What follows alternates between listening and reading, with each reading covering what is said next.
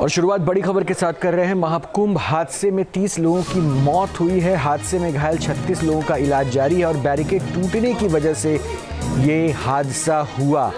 ये तमाम जानकारी खुद मुख्यमंत्री ने साझा की और ये बताया है कि हादसे की वजह क्या रही। महाकुंभ हादसे में आधिकारिक तौर पर अब 30 लोगों की मौत की पुष्टि की गई है। हादसे में 36 लोगों का इलाज जारी है। इतना ही नहीं, बैरिकेड टूटने की वजह से भीड़ काफ़ी ज़्यादा थी और इस वजह से बैरिकेड टूटने की वजह से यह हादसा हुआ और इस हादसे में 30 लोगों की भगदड़ में मौत हो गई, जबकि 36 लोगों का इलाज लगातार चल रहा है। एक और बड़ी जानकारी दे दें, महाकुंभ हादसे को लेकर काफ़ी ज़्यादा भावुक हो गए मुख्यमंत्री योगी आदित्यनाथ। हादसे की न्यायिक जांच भी होगी, ये भी उन्होंने कहा और 3 सदस्यीय जांच आयोग का गठन किया गया है। तो मीडिया के सामने इस घटना के बाद जिस तरह से सरकार की तरफ से कदम उठाया गया है, न्यायिक जांच बैठाई गई है, उसको लेकर भी जानकारी दी और भावुक हुए मुख्यमंत्री योगी आदित्यनाथ। उन सभी परिजनों के प्रति हमारी पूरी संवेदना है। हम लोग रात्रि से ही लगातार प्रशासन के संपर्क में हैं। मेला प्राधिकरण, पुलिस प्रशासन, एनडीआरएफ, एसडीआरएफ,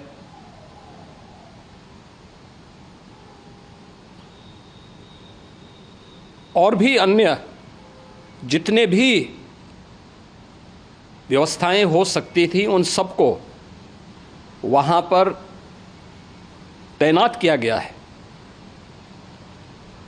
परिणाम उसी का है कि हादसे के कुछ ही देर के बाद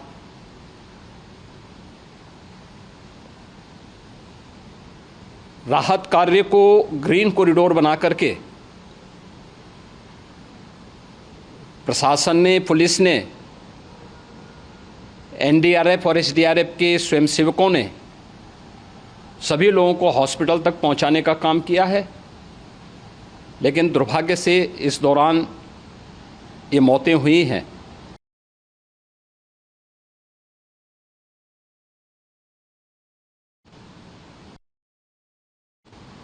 ये सभी घटनाएं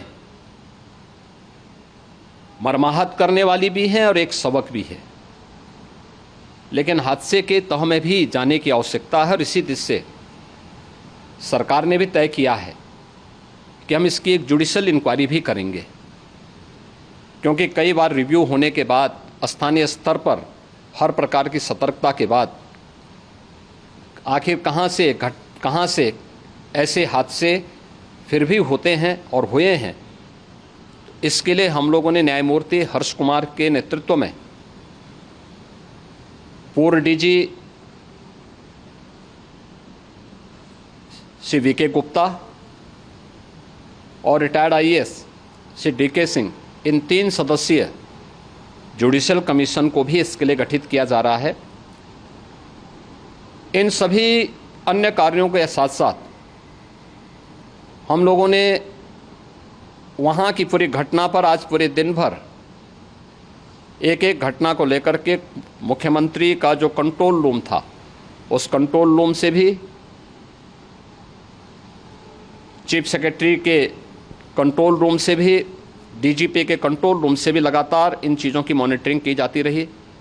दिन भर बैठक चली है और लगातार एक एक घटना को लेकर के वहाँ पर प्रशासन के साथ संवाद भी रहा है, विभिन्न अखाड़ों के साथ संवाद रहा है, अन्य संतों के साथ भी दिन भर हम लोग संवाद बनाते रहे हैं।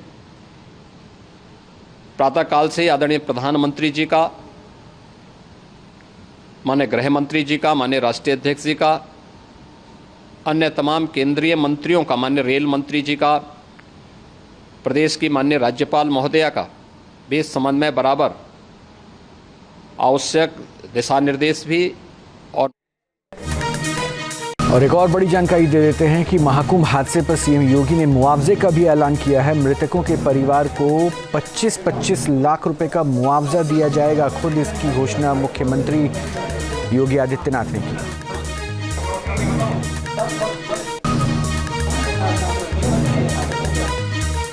घटना अत्यंत दुखद है। मृतकों के प्रति मेरी विनम्र श्रद्धांजलि है। जितने भी मृतक के परिजन हैं, उन सभी परिवारजनों के प्रति जिन्होंने अपने परिवार के सदस्यों को खोया है, मेरी संवेदनाएं हैं। विनम्र श्रद्धांजलि उनके प्रति संवेदना मेरी है। और इस पूरी घटना की हम लोग न्यायिक जांच करवा करके इसकी तह में भी जाएंगे।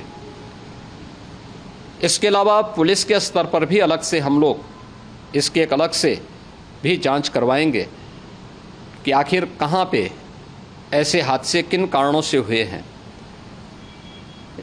क्योंकि पहले से इस बारे में हम लोग, हमारी रणनीति थी कि इतनी बड़ी संख्या में श्रद्धालु वहां पर आएंगे। न्यूज नेशन अब व्हाट्सएप पर खबरों की ताजा अपडेट के लिए न्यूज नेशन के इस QR कोड को स्कैन करें।